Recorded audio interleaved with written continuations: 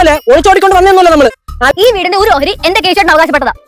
നിന്റെ ആൾക്കാരുടെ കോപ്രായം ഒന്നും കണ്ടോട്ടിക്കേണ്ട കാര്യം ഞങ്ങൾക്കില്ല. ഇവിടെ എല്ലാം നടക്കായിരുന്ന അപ്പഴാ ചെറുക്കൻ ഒളിച്ചോടി. കൊച്ചിന്റെ കഴുത്തിൽ താലി കെട്ടിയവരാണ് കേശു. വന്ന് കേറിയില്ല, അതിനുമുമ്പ് നമ്മൾ അവകാശം ചോദിച്ചു കേട്ടായിരുന്നു. ഇതൊക്കെ കാണാനും കേൾക്കാനുമാണോ നീ എന്നെ അങ്ങനെ ഇട്ടേക്കുന്നത്? സമ്മതിച്ചാലോ പിള്ളേരല്ലേ. ഞാനൊന്ന് പോയിട്ട് കേട്ടോ. നീ കല്യാണം കഴിച്ച മുട്ടിക്കുമായിരുന്നോ? അങ്ങനെ ഇനി ചേട്ടനോട് സമാധാനമായിട്ട് സന്തോഷമായിട്ടിരിക്കും. വേറൊരു ലൈനുണ്ട്, മെർലിൻ എന്നാണ് പേര്.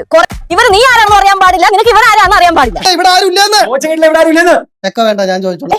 വെറുതെ പേടിപ്പിക്കാൻ നിൽക്കില്ലേ, പേടിപ്പിക്കാതെ. ഞങ്ങൾ ഒരു തീരുമാനത്തിൽ എത്തിയിട്ടുണ്ട്. ഞാനൊരു വക്കീലിനെ വിളിച്ചായിരുന്നു. ഞങ്ങളെ പഴയ ഗുണ്ടാ കുടുംബം. നിങ്ങൾ പളവത്തേക്ക് നോക്കൂ. അറിയാൻ നിങ്ങൾ ഇവിടെ താമസിക്കട്ടെ. ഒരു പാവം കുട്ടിയുടെ ജീവിതം വെച്ചാണ് നിങ്ങളൊക്കെ അമ്മാനമായിരുന്നു.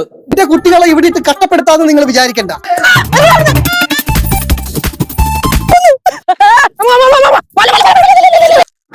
എന്താ ഇത്?